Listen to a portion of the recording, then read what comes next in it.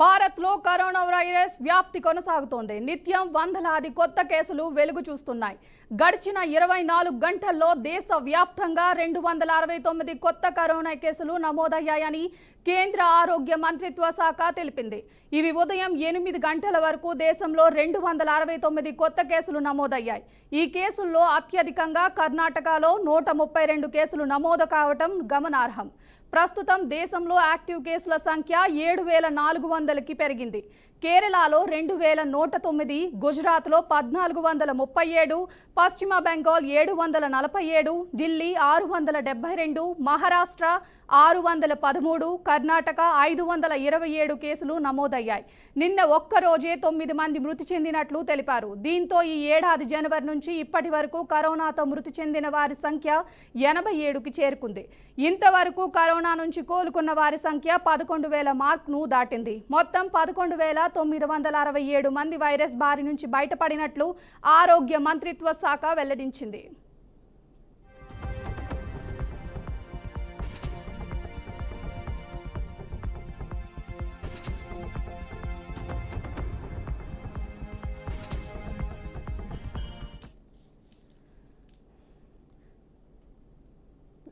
దీని మీద మరింత సమాచారం మా అవుట్పుట్ ఎడిటర్ వెంకట్ అందిస్తారు. వెంకట్, భారత్లో కరోనా వ్యాప్తి రోజు రోజుకి పెరుగుతుందని చెప్పడానికి లేటెస్ట్ గా వచ్చినటువంటి గణాంకాలు ఒక ఉదాహరణగా మనం భావించాల్సిన అవసరం ఉంటుంది. ఇప్పటికే దేశవ్యాప్తంగా యాక్టివ్ కేసుల సంఖ్య 7,400కు పెరిగింది.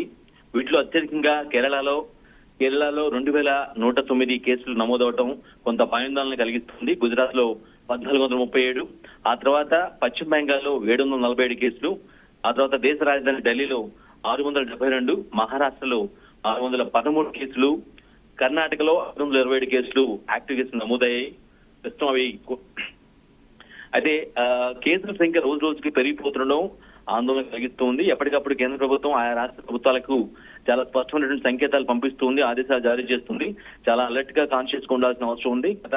గత పరిణామాలు మనం దృష్టిలో పెట్టుకొని ముందుకెళ్లాల్సిన అవసరం ఉంటుంది. కాబట్టి ఖచ్చితంగా తీసుకోవాల్సిన చర్యలు తీసుకోవాలి. చాలా బలంగా కరోనా నిబంధనలు కూడా పాటిస్తే ఏదైతే ఒకవేళ కరోనా సోకిన వ్యక్తులు కనుక మనకి ఫైండ్ అవుట్ చేస్తే వారిని వెంటనే పంపించడం, వారితో టచ్ లో ఉన్నట్టు వారితో ఇంటాక్ట్ అయినట్టు ఎవరైతే కరోనా రోగులు ఉంటారో వారితో ఇంటాక్ట్ అయిన వ్యక్తుల యొక్క సమాచారం కూడా సేకరించి వారిని కూడా ఫైండ్ అవుట్ చేసి వారిని క్వారంటైన్ కి పంపిస్తే వీటి యొక్క వ్యాప్తి తగ్గుతుంది. కాబట్టి ఖచ్చితంగా ఆ దిశగా ప్రతి రాష్ట్ర ప్రభుత్వం ఆయా అధికారులతో సంబంధిత శాఖ అధికారులతో కోఆర్డినేట్ చేసుకుని చేయాల్సిన అవసరం ఉందని చాలా స్పష్టంగా కేంద్ర ప్రభుత్వం ఆయా రాష్ట్ర ప్రభుత్వాలకు ఆదేశాలు పంపిస్తుంది.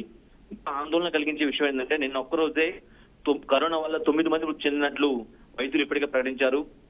దీన్ని బట్టి అర్థం చేసుకోవచ్చు ఏ స్థాయిలో ఇంపాక్ట్ ఉంది. అఫ్కోర్స్ ఫస్ట్ వేవ్ 2020లో వచ్చినటువంటి ఫస్ట్ వేవ్ లో ఎంత ఇంటెన్సిటీ ఉందో అంత ఇంటెన్సిటీ ఇప్పుడు లేకపోయినప్పుడు కూడా కానీ పెరిగే అవకాశం స్పష్టంగా ఉన్నట్టుగా అర్థమవుతుంది ఈ గణాంకాలు చూసినట్లయితే. సో ఈ ఏడాది జనవరి నుంచి ఇప్పటి వరకు కరోనాతో మృతి చెందిన వారి సంఖ్య 87కు చేరింది. ఆల్మోస్ట్ 6 నెలలు అంటే 5.5 నెలలు అవుతుంది. 5.5 నెలల వ్యవధిలో కరోనా కేసులు నమోదవటం, వాటి ఇంపాక్ట్ వల్ల చనిపోయిన వారి సంఖ్య 87కి చేరుకున్నట్టుగా అధికారులు అధికారికంగా చెప్తున్నారు. ఇప్పటి వరకు అంటే ఇదొక ప్రస్తుతం యాక్టివ్ గా ఉన్న కేసులు 7,400 అయితే ఇప్పటి వరకు కరోనా సోకి కోలుకున్న వారి సంఖ్య 11,000 మార్కును దాటింది. మొత్తం 11,967 మంది వైరస్ బారిన పడినట్లుగా ఆరోగ్య మంత్రిత్వ శాఖ స్పష్టమైనటువంటి ఆదేశాలు పంపించడం జరిగింది. గడిచిన 24 గంటల్లో దేశవ్యాప్తంగా ఆల్మోస్ట్ 269 కొత్త కరోనా కేసులు నమోదయ్యాయి. ఉదయం 8 గంటల వరకు నమోదైన కేసులు కూడా అంటే ఆ కేసుల్లో వ్యాప్తి ఆ కేసులకు సంబంధించి కరోనా కేసు వ్యాప్తి కూడా ఎక్కువ ఉన్నట్టుగా అర్థమవుతుంది. సో ఈ నేపథ్యంలో కరోనాని దృష్టిలో పెట్టుకొని వైరస్ వ్యాప్తిని దృష్టిలో పెట్టుకొని అందరూ కూడా నిబంధనలు పాటిస్తూ పాటుగా ఎవరైతే రోగులు కరోనా సోకినటువంటి వ్యాధిగ్రస్తులు ఉంటారో వారు ఖచ్చితంగా క్వారంటైన్ చేయడంతో పాటు వారికి సంబంధిత ప్రికాషన్స్ తీసుకొని నివారిస్తే దాని వ్యాప్తి తగ్గుదలగా ఉంటుందనేది ఆయా ప్రభుత్వాల యొక్క వాదనగా కనిపిస్తుంది. అదే విషయాన్ని కేంద్రం కూడా బలంగా చెప్తూ ఉంది.